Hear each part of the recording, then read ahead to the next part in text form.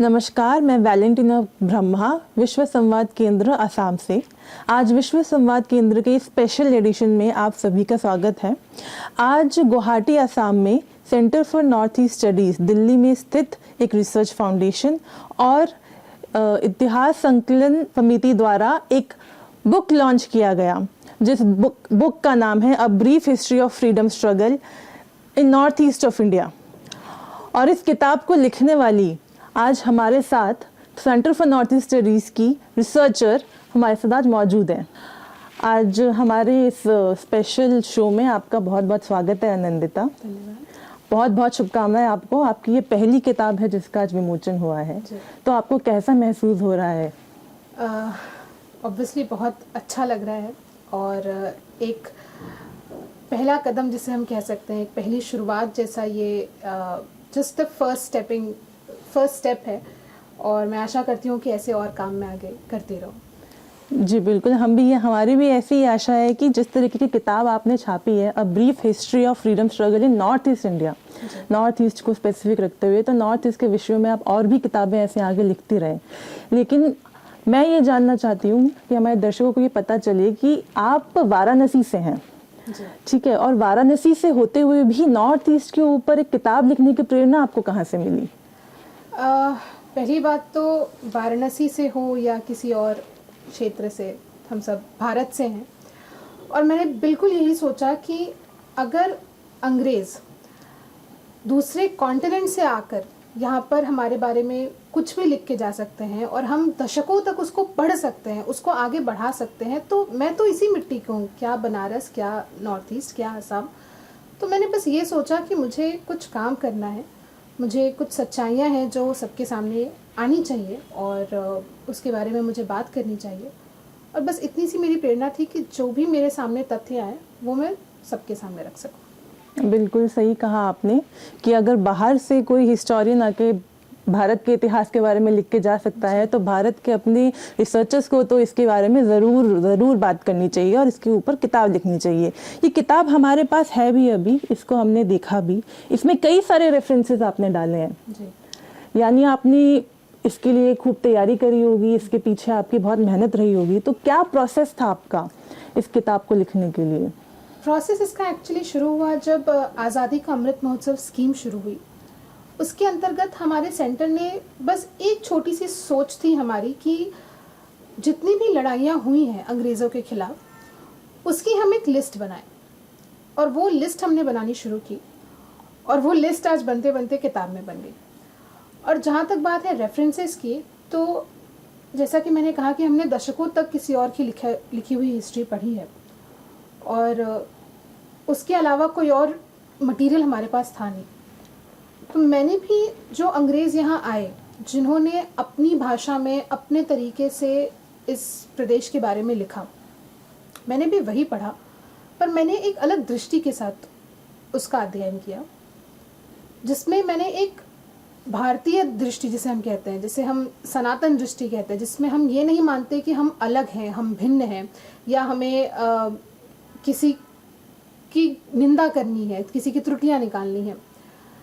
एक विश्वास था मेरे मन में कि अगर अंग्रेज़ आए और उन्होंने इतनी बर्बादी की तो प्रतिरोध तो हुआ होगा, बिल्कुल हुआ होगा। और बस उसी विश्वास के साथ जब मैंने अंग्रेज़ों के लिखे हुए डॉक्यूमेंट्स पढ़ने शुरू किए, उनके खुद के शब्द में लिखी हुई चीज़ें मैंने पढ़नी शुरू की, तो मुझे ध्यान में आया कि हाँ, प्रतिरोध हुआ है। और मेरे रेफरेंस मटेरियल भी वही, उन्हीं के शब्द हैं, वही अंग्रेज़ जो आए, जिन्होंने अत्याचार किए, जिन्होंने बहुत सारी हमारी सिस्टम्स को तोड़ा, उन्हीं के वर्ड्स हमने यूज़ किए हैं और उन्हीं के डॉक्यूमेंट्स मैंने यूज़ किए हैं और उनको अपने शब्दों में, अपने विजन के साथ मैंने इस किताब में प्रेजेंट किया है। तो आनंदिता जी, क्या नया है इस किताब में? मतलब इस किताब में आपने फ्रीडम स्ट्रगल लिखा है और 1498 से 1947 यानी ये कालखंड लिया है जी। लेकिन हम जब फ्रीडम स्ट्रगल की बात करते हैं तो हम जनरली अपने जब ब्रिटिशर्स आए थे इंडिया में, जब कॉलोनियल रूल शुरू हुआ था, तो हम तब से लेते हैं, लेकिन 14 अपनी उससे पहले का भी एक कालखंड लिया हुआ है। तो क्या नया है इस किताब में फिर? इस किताब में जैसे आपने कालखंड की बात की, तो सबसे पहले हमें ये देखना है कि हमारी लड़ाई सिर्फ अंग्रेज़ों के खिलाफ नहीं थी, बल्कि यूरोपीय औपनिवेशिक ताकतों के खिलाफ थी, यूरोपियन इन्वेडर्स, जिसमें से सबसे पहला आया था 1498 में वास्को द गामा। तो मेरी दृष्टि में जिस सोच के साथ मैंने ये किताब लिखी है, वास्को द गामा, उसे हम आम भाषा में जैसे पैरासाइट कह सकते हैं, कि बाहर से आया और किसी समृद्ध देश के रिसोर्सेज पे वो चिपक गया। तो मेरा ये मानना है कि जो यूरोपियन इन्वेजन शुरू हुआ भारत में, वो 1498 से शुरू हुआ, जब वास्को द गामा यहाँ आया। और सिर्फ अंग्रेज़ों के ही खिलाफ नहीं, हमारी लड़ाई फ्रेंच के खिलाफ भी रही है, डच के खिलाफ भी रही है, पोर्टुगीज़ के खिलाफ। पोर्टुगीज़ तो इनफैक्ट 1498 के बाद से 1961 तक थे गोवा में, और उनकी भी अट्रॉसिटीज़ बहुत ज़्यादा है।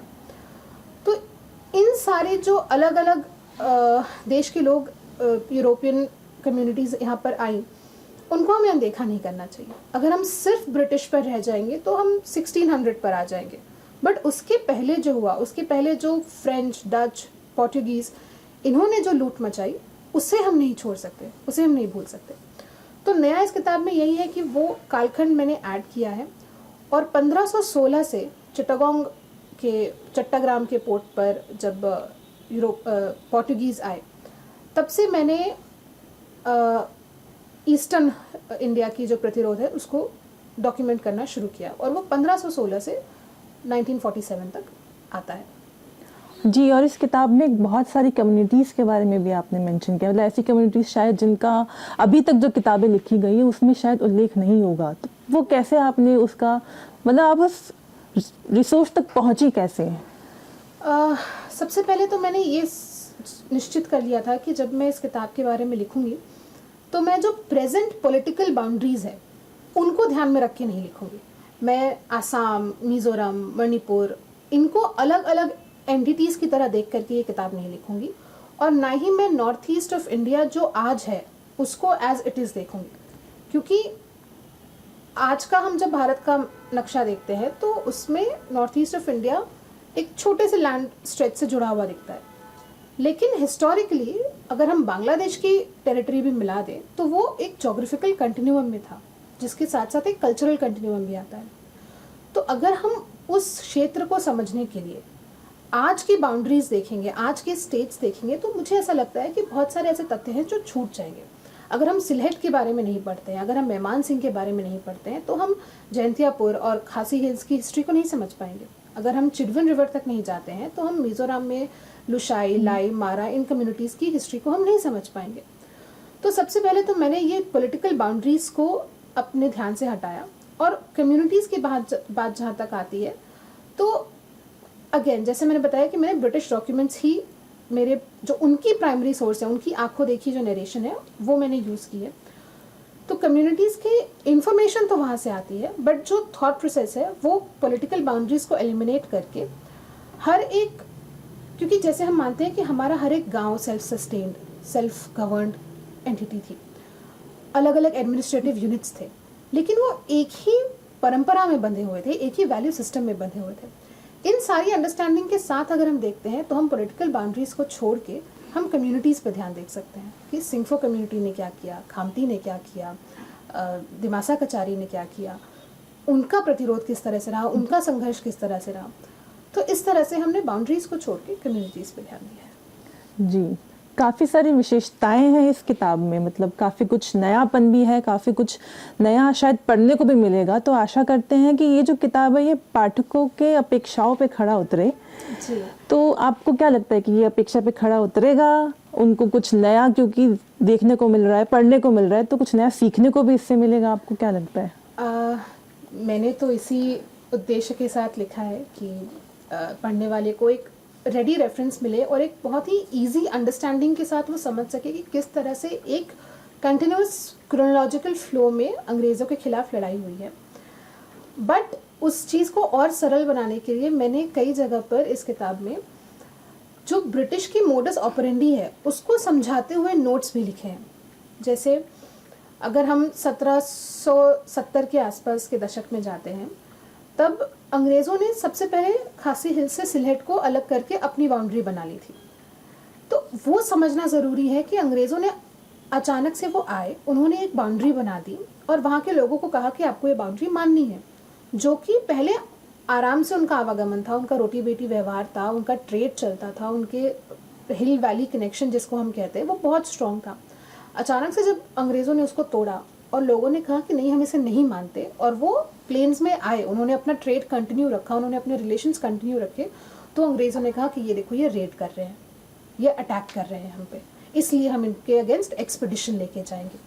तो ऐसे मैंने एक्सप्लेनेटरी नोट्स भी इस किताब में लिखने की कोशिश की है कि किस तरह से अंग्रेज़ों ने खुद के रूल्स बनाए, खुद उसको इम्प्लीमेंट किया, खुद उसकी एक पनिशमेंट निकाल के दी, और उसके अकॉर्डिंग उन्होंने एक ऐसे क्षेत्र पर राज करने की कोशिश की। मैं कोशिश कह रही हूँ क्योंकि मैं नहीं मानती कि अंग्रेज़ों ने भारत पर कभी पूर्ण रूप से राज किया।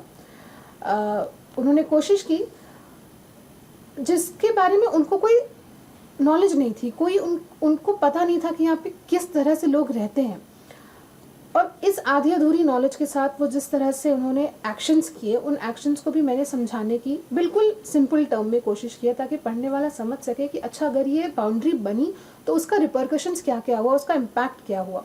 क्योंकि अंग्रेज़ अगर रेड लिख देते हैं या अगर वो प्लंडर लिख देते हैं तो हमें उसको नहीं मानना है। हमें नहीं मानना है कि हमारे लोग बस जाके अंग्रेज़ों पर अटैक करके वापस आ गए।